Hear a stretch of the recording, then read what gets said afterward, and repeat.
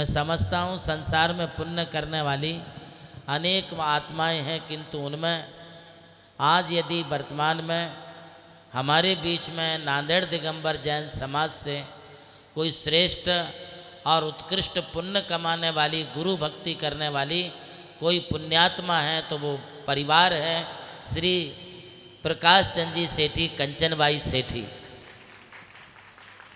यह सेठी परिवार लगातार 35 वर्षों से गुरु चरणों की आराधना करता है, गुरु की भक्ति करता है और नहीं सो सारे काम वे अपनी भक्ति के द्वारा स्वमेव संपन्न कर लेते हैं और श्रेय मुझे देते हैं कि आचार्य गुरुदेव के आशीर्वाद से मेरा काम हो गया। कहीं ना कहीं हमारी जीवन रूपी गाड़ी में कोई रुकावट आती है, कोई दिक्कतें आती हैं, कोई परेशानियां आती हैं, किंतु जहां एक और प्रकाश चंद जी सेठी हैं, दूसरी ओर कंचनबाई हैं, दोनों के ऐसे संयोग बने, दोनों कभी एक दूसरे से दूर नहीं हुए। कभी हमने उनके बारे में ये नहीं सुना कि कंचनबाई ने कुछ बोला और प्रकाश सेठी ने नहीं माना और प्रकाश सेठी ने कुछ कहा वो कंचनबाई ने ना सुना हो। ये कभी नहीं हो सकता है। ये दो शरीर और एक आत्माएं हमारे बीच में विराजमान हैं।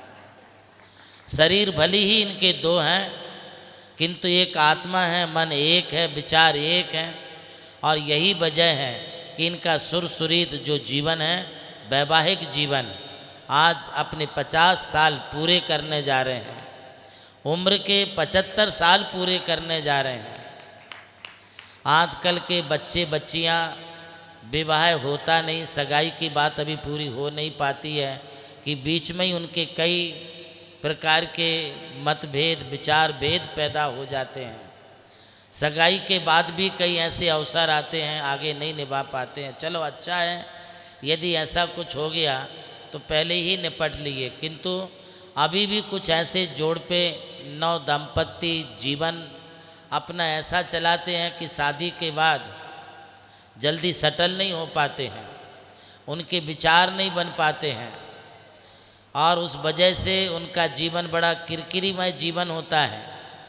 ऐसी इन समस्त समस्याओं से निपटने के लिए मैं आपको कोई मार्गदर्शन करूं, उससे अच्छा है कि प्रकाश चंद सेठी, कंचनबाई सेठी से मार्गदर्शन लें और उनको पूछें कि बाबा जी, अंकल जी, मामा जी, चाचा जी, आपने अपने 50 साल कैसे पूरे किए? एक दूसरे में कोई लड़ाई झगड़ा नहीं, कुछ नहीं।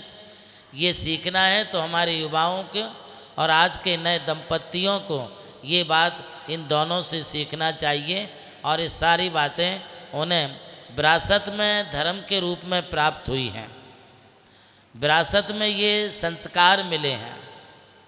जितने सरल परिणामी कंचनबाई हैं, उतनी ही सरल परिणामी हमारे प्रकाश चंद जी सेठी हैं और दोनों की सरलता के कारण एक दूसरे को वो अंडरस्टैंडिंग में समझ के चलते हैं।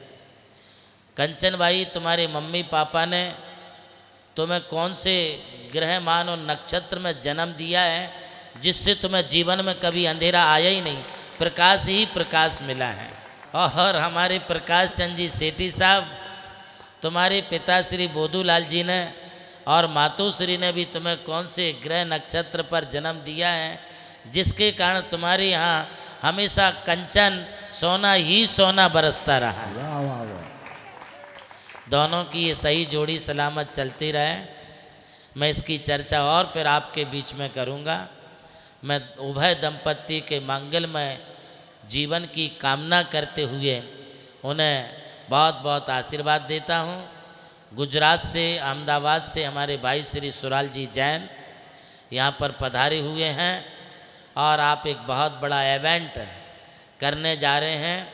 हमारे पुराने भक्त हैं, लगभग 20 साल पहले जब भी हमारे काम पड़े हैं, तब से हमारे काम एक राष्ट्रीय स्तर के बनाने का काम हमारे भाई श्री सुराल जी जैन बनाते हैं। मैं सुराल जी भाई साहब को भी बहुत बहुत मंगलमय आशीर्वाद देता हूँ।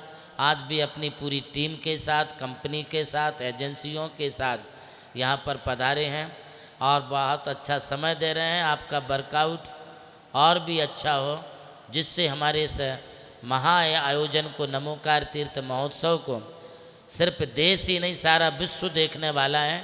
इस मंच से 400 साधु रहेंगे, 30 आचार्य रहेंगे, अनेक साधु साध्वियों के साथ लाखों लोगों का जमावड़ा यहाँ पर हमेशा बना रहेगा। आप ऐसा काम करिए जिससे लोग दांतों तले अंगली तो दबाए ही दबाए, किंतु उनकी व्यवस्थाओं में 4 चांद लग जाएं।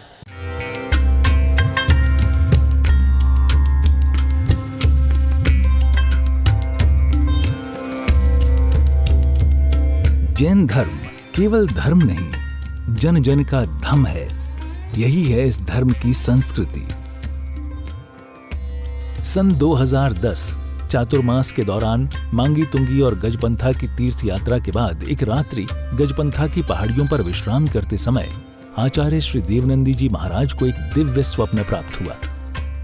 स्वप्न में उन्होंने देखा कि एक ऐसा तीर्थ जिसकी कोई कल्पना भी नहीं कर सका था, एक ऐसा स्थान जहां पंच परमेष्ठियों की भव्य मूर्तियां हों, एक ऐसा समव शरण जो समर्पित हो जैन धर्म की शाश्वत परंपरा को। उस दिव्य संकेत को जीवन में उतारने के लिए आचार्य श्री कुंथलगिरी की ओर विहार पर निकल पड़े। वहां एक श्रद्धालु ने अपनी भूमि पूज्य गुरुदेव को समर्पित की और यहीं से आरंभ हुई मुंबई आगरा हाईवे NH3 स्थित नमोकार तीर्थ के निर्माण की महायात्रा। ये वही भूमि है जिसे राम टेकड़ी कहा जाता है, जहां भगवान रामचंद्र जी ने 12 लाख वर्ष पूर्व तपस्या की थी। आज यही भूमि बन रही है जैन संस्कृति का जीवंत प्रतीक नमोकार महातीर्थ। यहां बन रही है 51 फीट ऊंची अरिहंत परमेष्ठी की मूर्ति, चारों दिशाओं में 31-31 फुट ऊंची अन्य परमेष्ठियों की मूर्तियां। कुल मिलाकर एक अद्वितीय समवशरण की रचना है जिसका वर्णन Guinness book of world record में दर्ज हो चुका है।